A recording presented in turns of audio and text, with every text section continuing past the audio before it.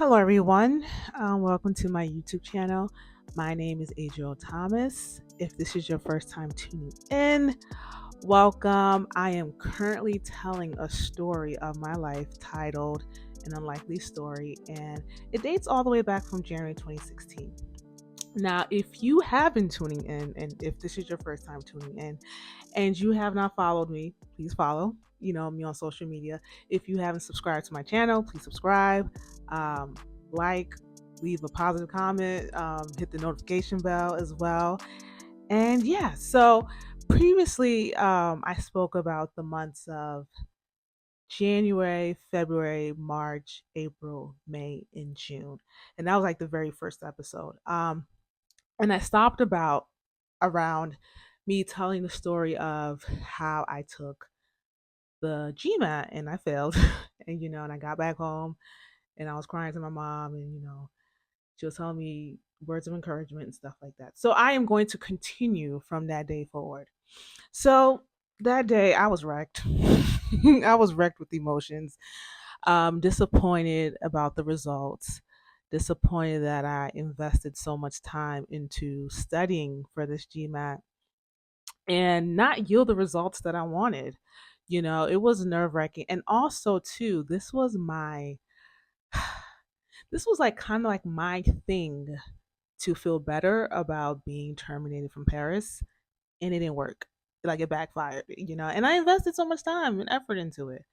So I remember being in my room and just thinking, like, what am I going to do? Like, I do have the desire to go back to school, but I just failed this GMAT. So I just started researching a bunch of stuff, a bunch of exams. And I was like, you know what? I'm going to take the GMAT again. I'm going to take it again. I'm taking it again. I'm taking it again. I know I am not, settling with failure. I'm not taking it again. I am going to take it again. And as I was having those thoughts of taking it again, and doing research, I came across an exam called the GRE. Now I looked at it and it said, GRE is something that you can use to go to grad school. It's not for business school, but it is, a graduate school exam type of thing. And I started thinking, like, maybe I should take this. It seems different. I looked into the books, the GRE books, I looked into the exam questions. It's like it seems more simpler than the GMAT. Oh, I'm taking this GMAT again. I'm taking it again. I am going to register. Now, mind you, the cost to register and take the exam is $250. So I spent $250 to take the exam in June, failed, and I'm about to invest another $250 to take the exam again in September.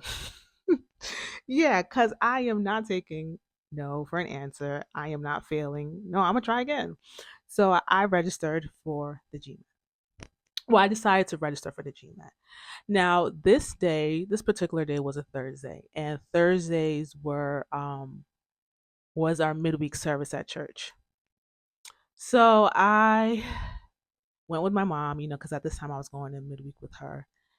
And as I was in church listening to the my bishop preach, he was just preaching about faith. Faith, faith, faith. You gotta have faith in Jesus. Faith, faith, faith, faith, faith, faith, faith, faith, faith. He didn't preach it like that, but basically, he was preaching about faith.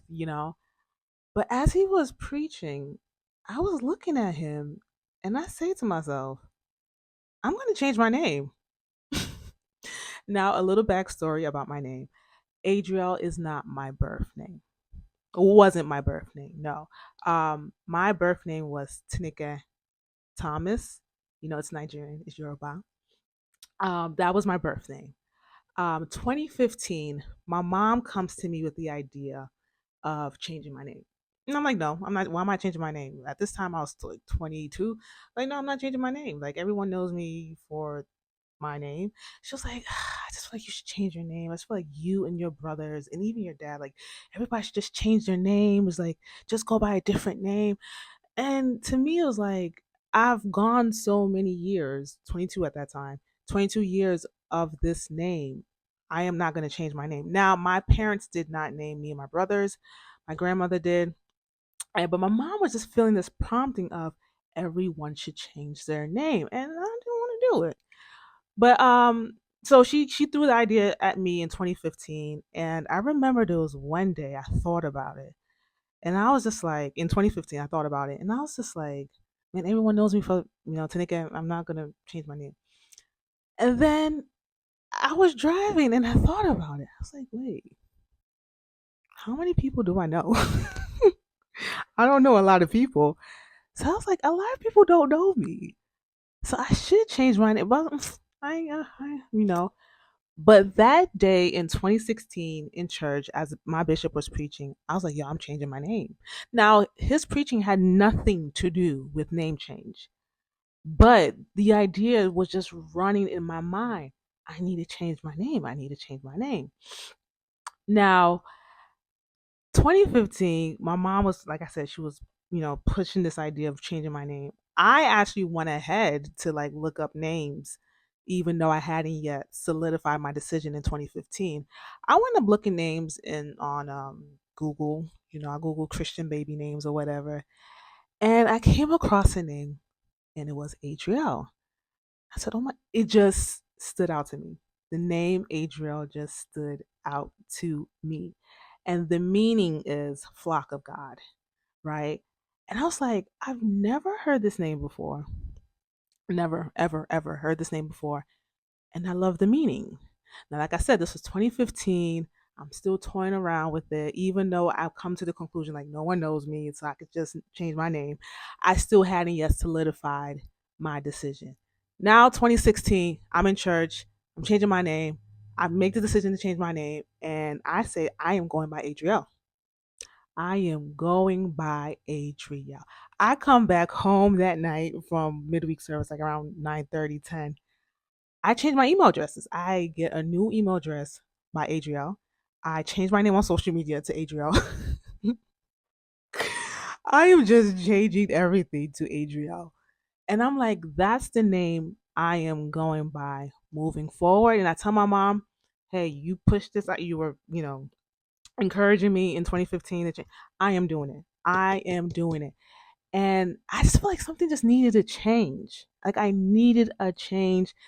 And I believe this whole name change was also going to change my situation when it came to like the whole GMAT situation stuff. But anyways, I just felt this big prompting in me to change my name. So I started going by Adriel. I go by Adriel. That's what I go by. And I changed my whole, Twitter, Snap, Instagram, everything to Adriel. I know it's kind of confusing to other people, but that's the decision I made. Um, so that was what happened.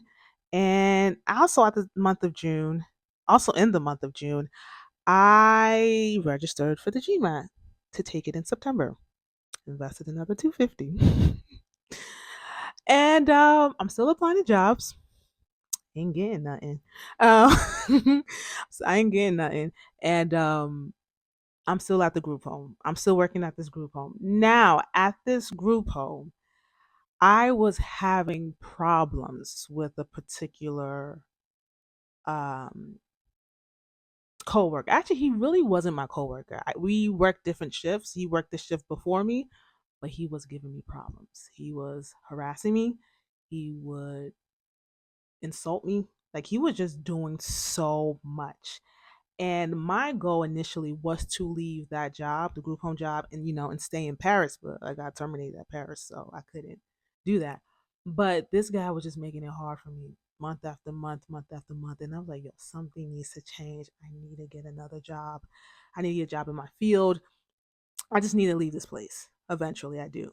So I'm applying to jobs. I'm not getting anything. So yeah, that's what happens in the month of June.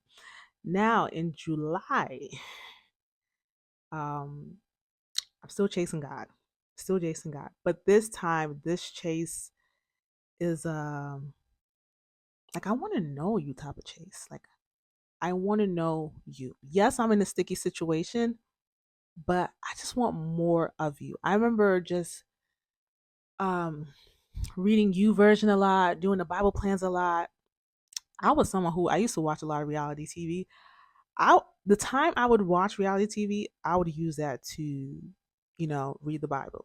go on Bible plans, just doing a bunch of that. And I remember at this time I started watching the Bible series on Netflix. And I'm watching it, learning more about the Bible through, visual and then also reading it as well. And as I was watching, I got towards the end, it had like 10 episodes. I remember just crying. I remember just being I remember just even I'm getting teared up right now. I remember just being in tears towards the end of me watching the series because I'm realizing more and more. Oh my goodness. I'm realizing more and more. Um, oh my goodness. I'm realizing more and more what Jesus had done for me, for everyone. I'm just, oh my, yo, this is the second episode and I'm crying, y'all. Later on in this series, I'm gonna cry a whole lot. I am gonna cry a whole lot later on in this series because so much stuff happens. But let me get it together. Just realizing what Christ had done. Just realizing the miracle of the resurrection. Like, because of that, all of us are here.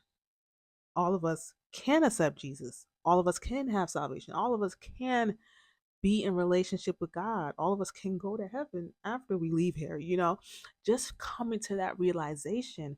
I remember going to a prayer line at this time, and throughout that prayer line, I was just crying because I had just watched the last episode of the Bible series, just crying, crying, crying because of what I watched. And there was just this zeal for Jesus, and I feel like the months before that was building up that zeal as well. So, yeah, that zeal for Jesus was just coming up on me, coming up on me, coming up on me. Now, in the month of August, now this is where things kind of little get interesting. In the month of August, it's August, it's my birthday month, super excited. Um, I decided to do this thing. I don't know. I decided for the month of August, I was just, because it's my birthday month, I am just going to have this thing where I just talk to God. I just pour it out to God. I don't know. I just decided to do that.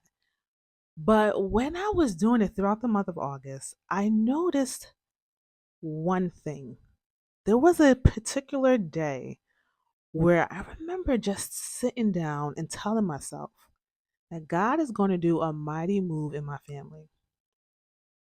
Whether it's 5 years from now or 10 years from now, God is going to do something mighty. And if I have to be the guinea pig for that, so be it. That's exactly what I said out loud. Like he's doing something. Like he's doing something in my family. And I feel like I'm the guinea pig for that thing. And I'm like, so be it. If I have to be the guinea pig of whatever God's doing, I'm okay. So I remember just doing that. I remember just feeling that in the month of August. And I remember just pouring out my heart to God in August. So, my birthday comes on the 5th. And turned 23. I turned 23. And so yeah, I turned 23. August 14th. Yeah. I want to say it was the 14th. Yeah, I think because that was a Sunday. Hold on, let me check. So I just checked. It was August 14th. Yeah, August 14th on a Sunday. I remember sitting at church. Now at this time too, I am leaving my job at the group home early in the morning. I'm like getting, the clients together, and my coworker is taking over the rest, and I'm leaving work to go to church. So I'm doing this every Sunday morning. I'm leaving, and as I'm going to church, the hunger for God is just more and more and more. So this is August 14th, Sunday. My pastor, who's a bishop, he is preaching about the wilderness, the Israelites being in the wilderness. And then he says, the reason why God put the Israelites in the wilderness is because he was teaching them to worship him. That people tend to have a distant relationship with God, like they're here and they say God's over there, so they can't, relate with God. They can't talk to God. Like God has to be all the way over there, and they have to be here. Like this distance. And that no, God wants you to draw closer to Him. God wants you to have a relationship with Him. God wants you, you know, to be near. But as He's preaching, I remember telling myself that I don't want to come here every Sunday, remain the same, and like come in, hear the word, go out, and the word just leaves me. It's like, no, I want more of God. I want to know more. So I get home, I tell myself, you know what? I am cutting off music. I am cutting off music. I am cutting off social media. All I'm gonna do for so I decided to start doing that August 15th, the next day. So yeah, so I said August 15th up until October 1st, no music, no social media, none of that. I just want to learn more of God. That's it. So I am going to do more Bible reading. I am going to do more Bible plans, and I'm going to watch sermons. Now that was something I wasn't doing before, but now I am going to watch sermons on YouTube to get more teachings about God and to understand God more. And yeah, that was what I did. August 14th, that evening, I deactivated or deleted the app. One of the two. I deleted the app, the Facebook app, Instagram app, Twitter. I was like, yeah, I'm out. I want to center into Christ. So that was what I did. That was what I did. And also studying for the GMAT, I started to care less about it. Now, mind you, I paid $250 for that exam, but I did not care. I will go to Barnes and Nobles, read for like 5 minutes. I'm like, I don't care. I'm leaving. I'm going back home. Like, I just cared more about learning about God than the GMAT. And I told myself, whatever happens during that exam in September, I don't care. Like, I could care less. Like, I wasn't so hung up on the exam anymore. And so yeah, that was that. Now at work, I was taking in extra hours to get more money. And was I applying to jobs? Not really as much. I just cared more about God.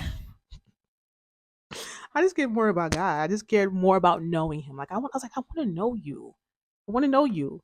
So that was it. And then also from my pastor's teaching, my bishop's teaching, I realized that I'm in the wilderness. I was like, yeah, I'm in the wilderness. This stagnation that's happening in my life, like me not able to get a job in my field, yeah, I'm in the wilderness. That's what's going on. And I want to know you more. I want to learn how to worship you, Lord. And yeah, so that's what happened in the month of August. Um, September comes around. I take the GMAT and I get the same exact score. I get the same exact score, y'all. It's crazy. I get the same exact score, but I didn't care. I knew I didn't even put any effort, and I just didn't care. Like to be honest, I just didn't care. So it was like whatever. All I cared about were the things of God.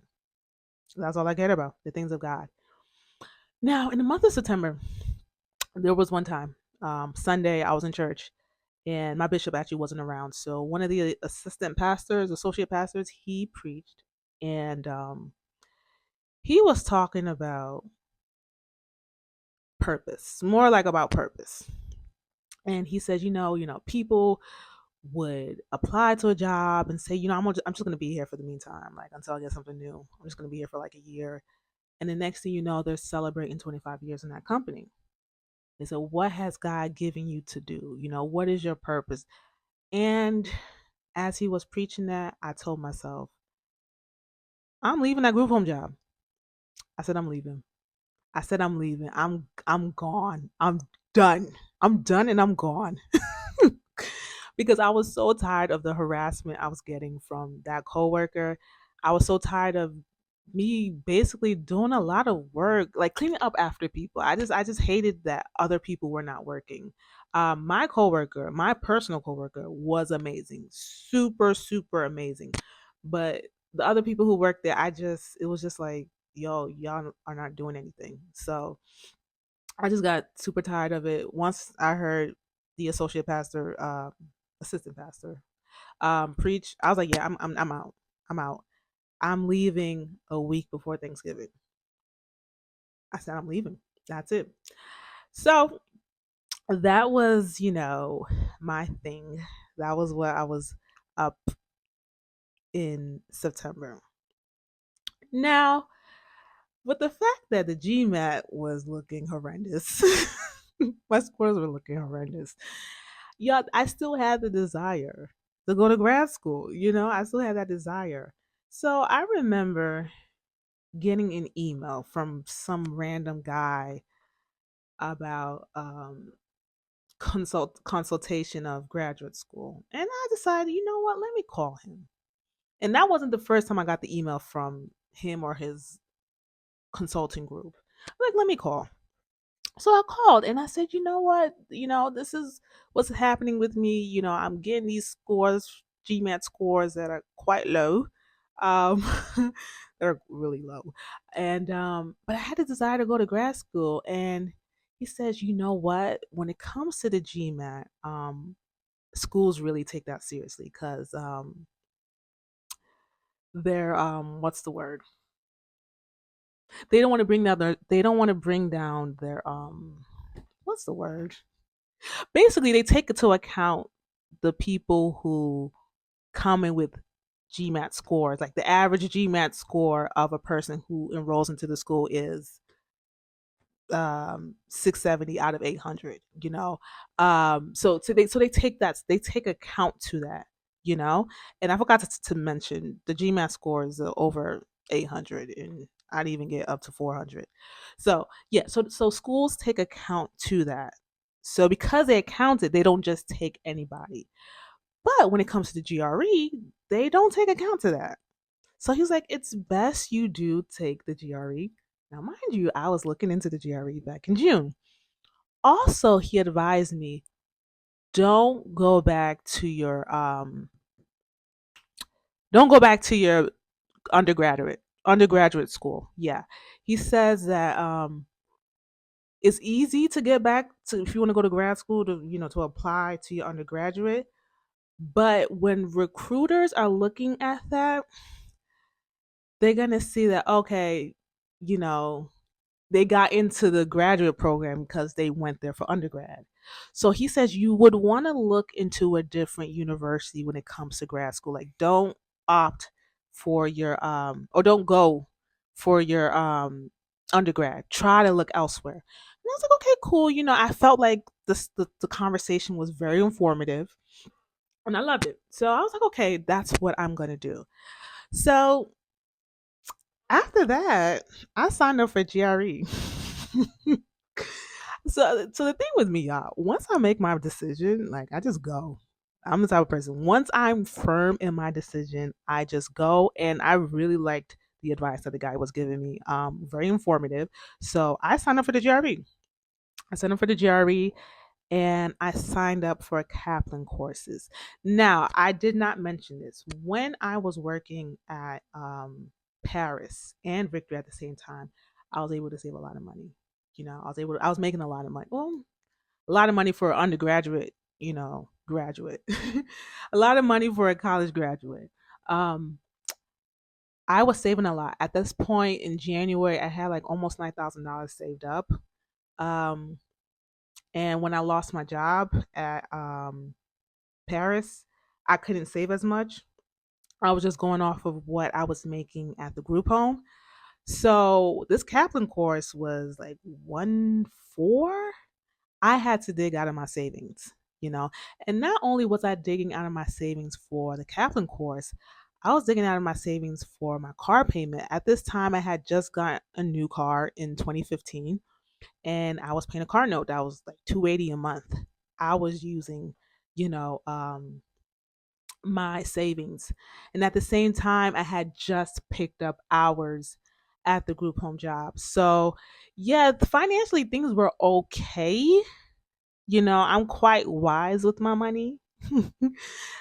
Financially things were okay, but I would have loved to have had a job in my field that I knew was going to give me like solid money. So yeah, anyways, I signed up for the GRE.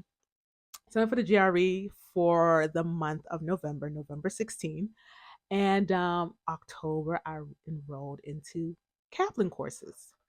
So in the month of October, all I did was study for the GRE. I studied for the GRE. I had Kaplan courses over at one of the campuses at Rutgers University. I think it was like once a week for like 6 weeks, 6 to 7 weeks, like all the weeks leading up to November 16th. So the entire month of October and I think a little bit of November, I took Kaplan courses. And yeah, I took Kaplan courses. Now, as far as my fast goes, now I didn't mention the fast. Um, but in September, I am just learning so much more about God. Learning so much more. I'm watching, pastors who are teaching that really enlighten me about the word of God. And it's just more and more like it's just fire just being flamed in me to learn more about God. And I was just like overindulging. And as I was overindulging, it was never enough. I had like a full, big appetite for God. And I believe that's God's doing. I believe he's the one who placed that in me. And yeah, he was the one that placed that in me. And I'm just everything that has to do with God, I'm just on it. I'm just on it. So month of October comes. So that's what happens in September. October comes, I am taking the Kaplan courses, studying for the GRE, excited because this is like my chance of going to grad school. Even though I'm not going to business school, I'm going to grad school. I am getting a master's degree. Okay. So I'm taking Kaplan courses and I finished the fast October 1st. Y'all, it was amazing. That entire fast was amazing. I thank God for that. I thank God that I did it. I never thought I could do something like that. I never thought I could leave social media or music because I really do enjoy listening to music. But I did it, and it was all just thanks to God. It was all just thanks to God, you know. So, October's going by, doing what I gotta do for this GRE and the whole Kaplan stuff going on.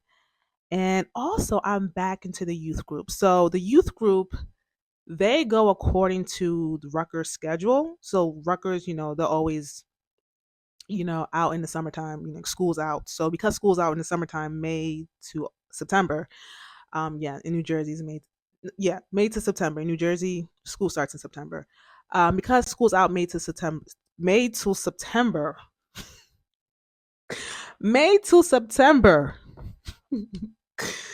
twisting my tongue. So because school's out May to September, the youth group too are out. Like they don't have meetings as well. So when school resumes in September, the youth group is back, and so I go back. I go back. I go back to attending this Rutgers youth group, and great, great. And also at this time, they're advertising for the next retreat in 2017.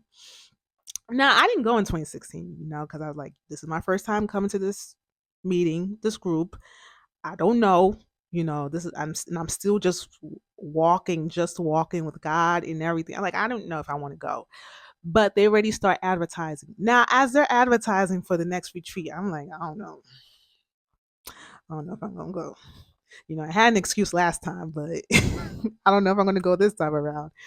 But yeah, so they start advertising and stuff like that. So, anyways, October, I'm just very optimistic, very hopeful, very optimistic of what's to come and this whole GRE, and hopefully fall 2017 I can enroll into grad school. So that's my whole mindset. So November comes around, and hey, I'm gearing up for the GRE. I'm gearing up for it, and I'm excited. I'm excited. So the day actually comes. November 16th, the day comes. I feel like my exam started. When did it start? I think 1 o'clock. Yeah. My exam started at like 1 p.m. to like 5 p.m. Yeah, that was like the schedule. Now, where the exam was kind of far from where I lived.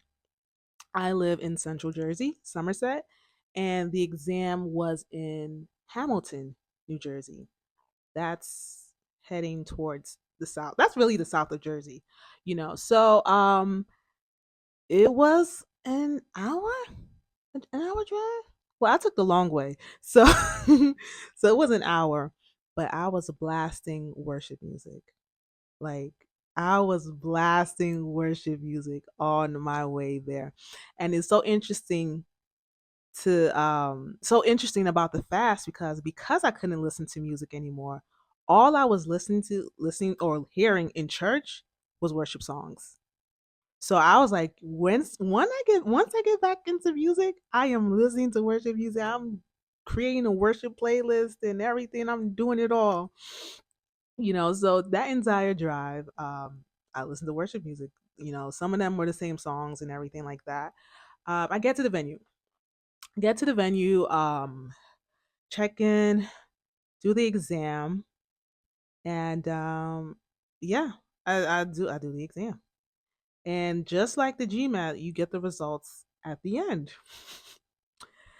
Look at my scores. They're all right, you know. They're all right. I could have done better, but way better than what I performed in the GMAT. Um, yeah, they were all right. So I left, and by the time I left, it was so dark. At this time it was like daylight saving time, so it was so dark, and I drove back home. It took me longer to get back home because of rush hour and stuff like that, but I get back home and I'm okay. Like I said, I wanted to do the GRE, and I did it. I was satisfied. Like I really was satisfied. And so that was it. So that was it.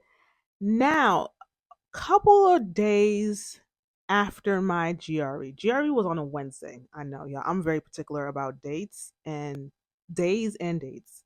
My memories, you know. So GRE was November 16, 2016.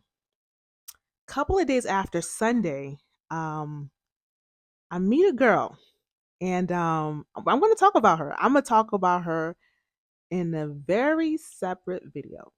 Okay. Yeah. So I took the GRE, and that's that. Now I said I was going to leave my group home job a week before Thanksgiving. I pushed it back. And the reason why I pushed it back was because I was like, you know what? I can still save up a little cash, a little cash. I can still save up a little cash. So I'm going to turn it into a week before Christmas. Yeah, like a week before Christmas. It's like next month. So yeah, so I stay in November. Now at this time, my like I said, he's not my coworker, but he works at the house. He is becoming a nuisance. Like his insults, everything is just elevating. And I'm like sick. I'm like, yo, I gotta get out of here. I told myself, I said, you know what? December is gonna come soon. I'm gonna be out of here. So yeah, I said I'm leaving here. Yeah, so I said I'm leaving here. Um December comes. Now, in the month of December, y'all, I am telling myself I am telling myself that once it is January 2017, I am going full force into graduate school applications. Like, I am tunnel vision, graduate school, tunnel vision, look for another job. I am going to be zoned in. So I'm going to take this time in December to gear up for that. Also, in the month of December, as December is just going by and, I'm gearing up to leave the group home job, I start harassing God. Yep. I start harassing God about my purpose. Up until the point where I think it probably was second week or first week in December, I said, God, Tell me my purpose on Christmas Day. Tell me. I want to know what my purpose is because this has kind of been like a life, not life, but this kind of been has been a long term conversation, a long term concern of mine. It was a concern of mine in 2014, was a concern of mine in 2015, then I got the job at Paris. It was a concern of mine in 2016 when I got terminated from Paris. Like, why did you create me? What am I doing on this earth? I don't know what's going on. Like, what is it? Like, what's all of this? So I started giving God a countdown. I give God a countdown. I said, Christmas is in 19 days. You have to tell me my purpose. The next day, Christmas is in 18 days. You have to tell me my purpose. The next day, Christmas is in 17 days. Like I was a nuisance. Christmas is 17 days. You have to tell me my purpose. Christmas is in 16 days. I said I am harassing you. Tell me my purpose. I'm harassing you. So, fast forward to the December 19th. That was my last day. December 19th was my last day at the group home, and I was like, I'm out. Now, leading up to that, people are like, do you have another job lined up? I was like, no. Well, why are you leaving if you don't have another job lined up? Because I want to.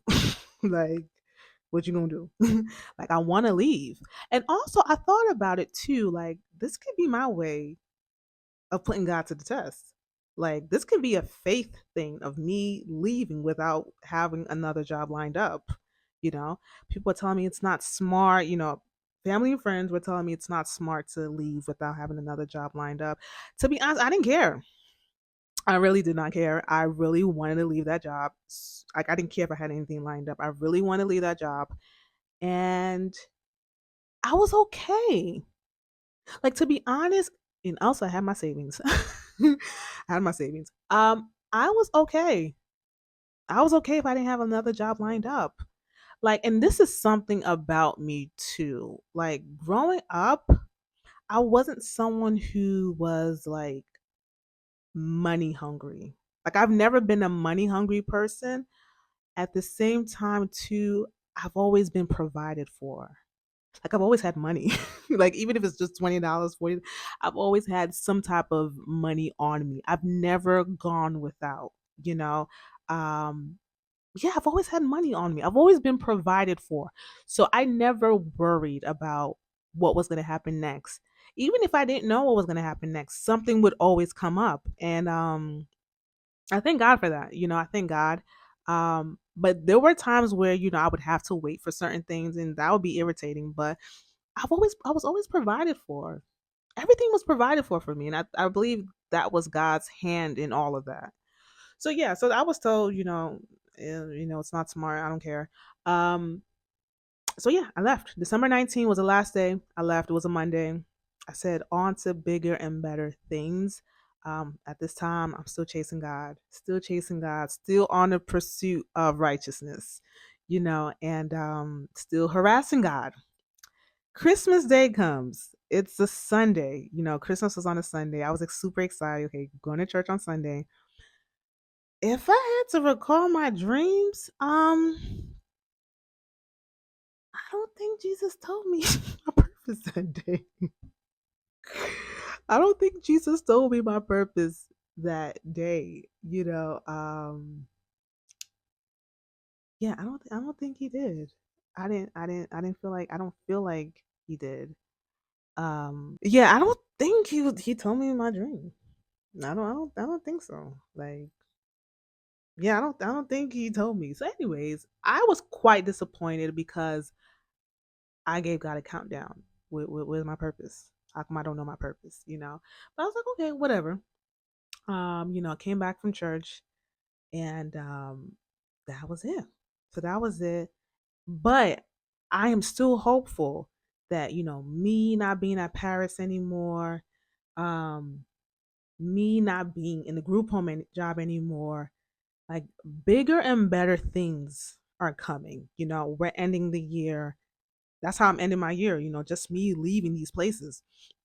I'm like, bigger and better things are going to happen. And I am so looking forward to 2017.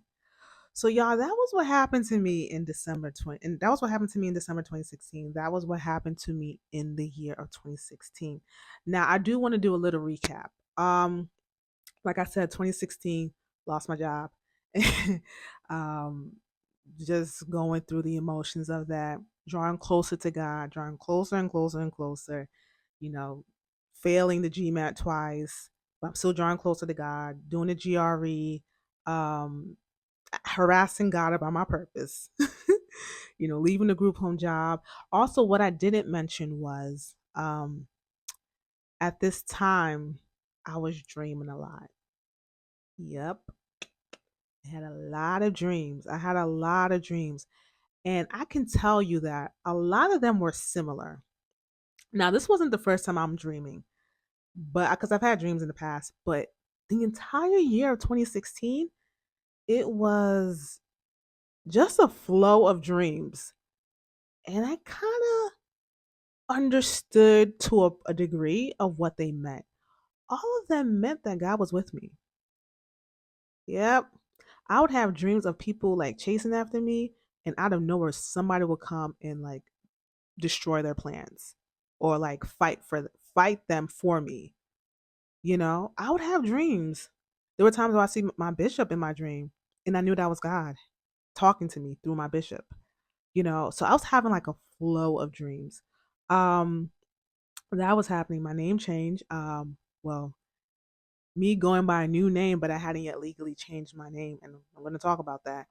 But yeah, just a lot of change, just me growing deeper in Christ. I never would have thought that, in previous years that I would have so much zeal for God, and just so much um, passion to understand God and to know God. I just never thought that would happen, but it took for me to be terminated at Paris and for me to feel heartbroken about that and heartbroken about the GMAT to draw me closer to God. So in the month of 2017, January, in the year of January, a lot of things happened. A lot of things happened. I'm going to talk about that in the next episode. So, yeah, thank you guys for tuning. Okay.